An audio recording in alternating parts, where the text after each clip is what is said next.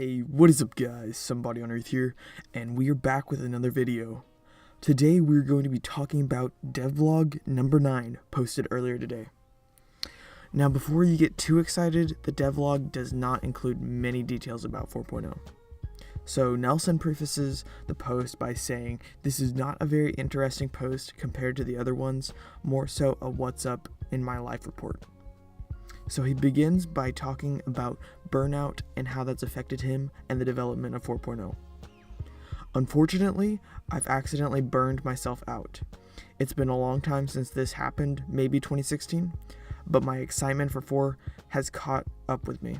For the past several months, I'd been using basically all my available time to work on 4.x 7 days a week. Probably around the last blog post, I'd been starting to burn out, but this recent week I admitted to myself that I needed a recharge.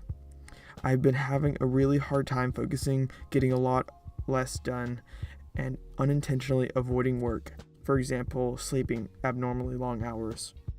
I'm hoping that if I steer clear of working for the next few days, I can start to get back to normal, albeit more healthily trying to limit the amount of time I spend. It's really frustrating because I want to work on 4, but shouldn't be. I'll keep you posted on how this goes. It's strange thinking back to ye olden days when I released airplanes, helicopters, and watercraft into the game within 2 weeks, but I think that's primarily because I was less conscious of long-term code quality / maintainability. So Nelson has been overworking himself on 4.0. It's been obvious to the entire community that he has devoted all of his time to 4.0 with the lackluster 3.0 updates over the past half of a year. So hopefully after Nelson has some time to recoup, he can get back to work on the game. And before people start complaining about not having a 4.0 beta yet, you have to realize that Nelson really is passionate about making 4 a fantastic, well-polished game, and he is a one-man developer team. So realistically, we knew this would happen. In the next section, rigging, Nelson talks about how rigging, the process of preparing a 3D mesh like a character, weapon, or vehicle for animation, has been streamlined thanks to tools such as Blender and Maya. The biggest takeaway from this section is that Nelson is trying to make the animations for items, players, and more be really well implemented. Also, he says this: once I'm happy with the character rig for 4, I intend to upload it as well to get feedback and allow modders to start using it. So once he has the rig completed, mod makers can get to work on designing items for the workshop. Moving on, the next section is titled Continuous Integration. Nelson says this: previously, I've written about improving test coverage for 4 and going hand in hand with what is CI. I'm setting up my laptop to build the latest versions and run tests to ensure everything's working, and I think it could be interesting to have a beta branch on Steam that's always updated with the most recent but least stable builds.